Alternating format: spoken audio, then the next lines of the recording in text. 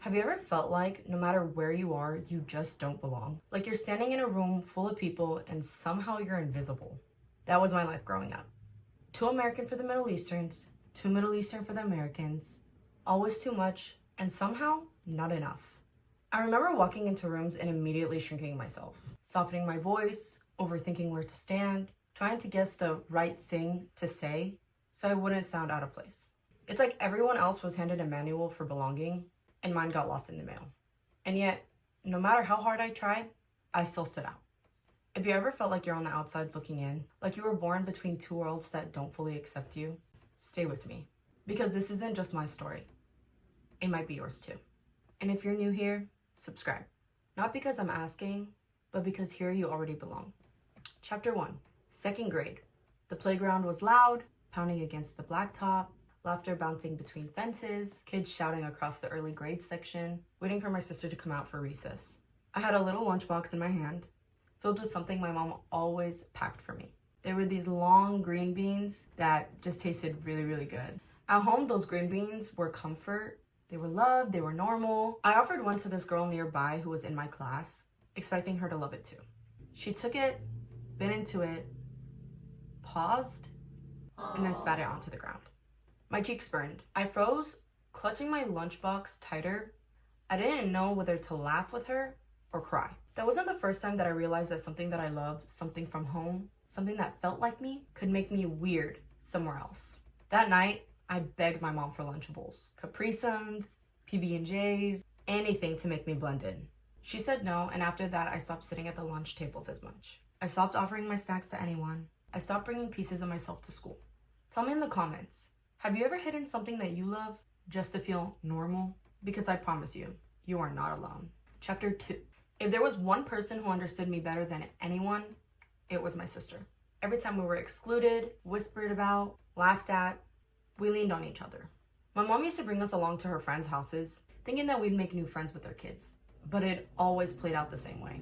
The other girls would laugh together in little clusters, whispering secrets we weren't part of. They'd grab each other's hand, run upstairs to play, and leave us behind. I can still remember sitting on the couch with my sister, pretending not to notice. But we noticed. We always noticed.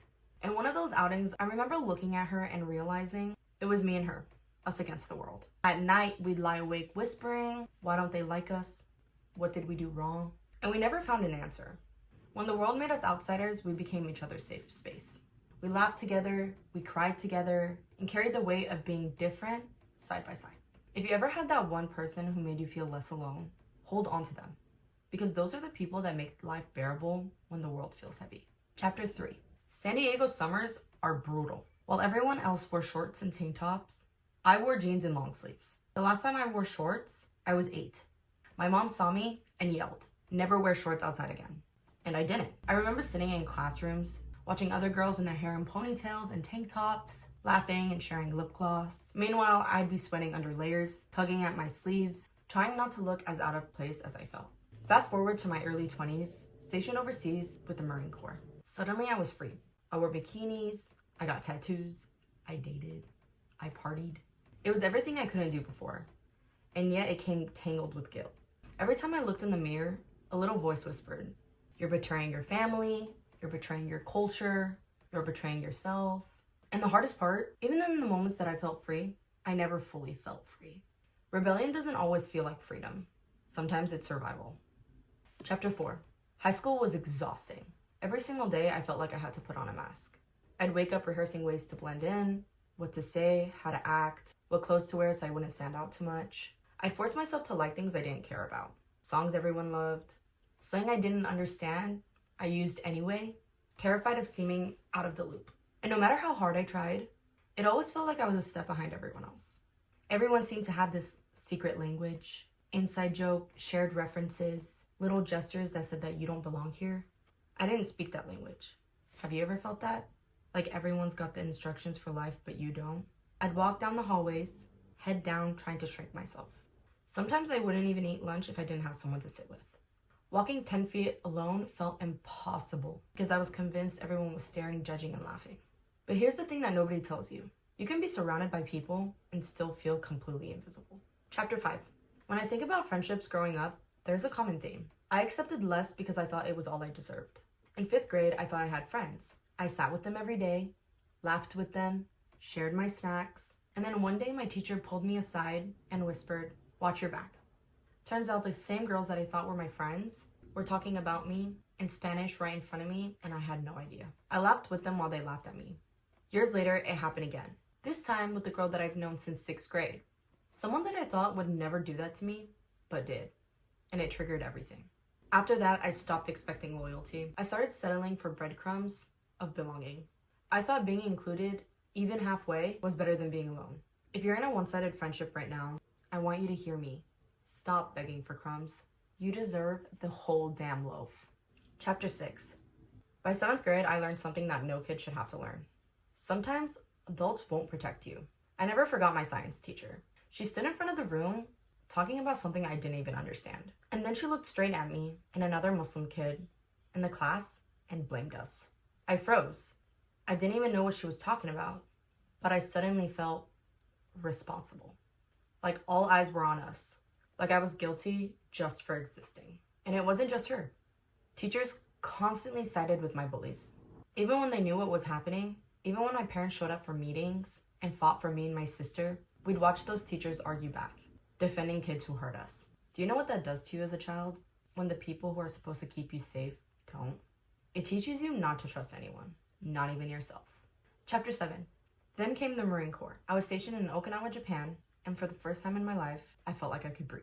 No one knew me here. No one had expectations of who I should be. For once, I wasn't the girl trying to fit into everyone else's box. I'll never forget one summer night, me and my closest friend stayed out till sunrise. Running along the sand, the ocean crashing behind us. We laughed so hard our stomachs hurt. We screamed into the wind like no one was listening. And for the first time, I felt weightless. Those nights were healing in ways that I didn't even realize. Because for once, I wasn't being judged. I wasn't performing. I wasn't hiding. I was just being.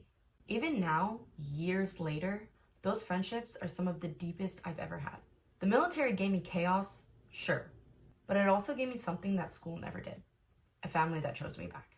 If you've ever found your people, the ones who just get you without saying a word, hold on to them. Chapter 8.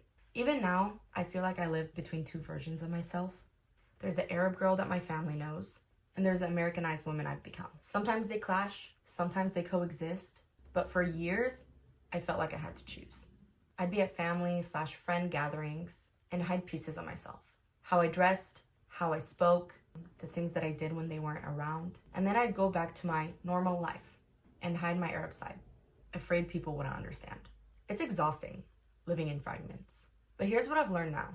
You don't have to pick. You can hold both. You can be both. And you are still whole. If you've ever felt caught between two identities, you're not broken. You're a bridge. Chapter 9. I've lost myself more times than I can count. I lost myself in friendships where I gave everything and got nothing back. I lost myself in relationships that I bent over backwards to be enough. I lost myself in rooms where I shrank so small I barely existed. But here's what I know now. You don't have to earn love. You don't have to earn belonging. The people meant for you will never make you beg to be seen. If nobody's told you this today, you are enough. Right now, exactly as you are. Chapter 10. Healing didn't come all at once. It came in small, quiet moments. Choosing friends who make me feel safe, spending time with people who feel like home, sitting in rooms where I don't have to explain myself. Setting boundaries I should have set years ago. Learning to say no without guilt. Choosing peace over proving myself. And here's the wildest thing that I've learned. When I stopped forcing myself into spaces that didn't want me, the right people started showing up. If you're listening to this, maybe you're one of them. Chapter 11. If you've ever felt excluded, invisible, like you don't belong anywhere, I need you to hear me. It's not you. There is nothing wrong with you. You are not too much. You are not enough. The right people will never make you question your worth. The right spaces will never make you fight to exist in them. And if nobody's told you this lately, I'm proud of you. Here, you already belong. If this resonated with you, share your story in the comments. I read every single one. And if you want more conversations like this, subscribe. Not because numbers matter, but because you deserve a space where you can show up exactly as you are. Because here, in this little corner of the internet, you already belong.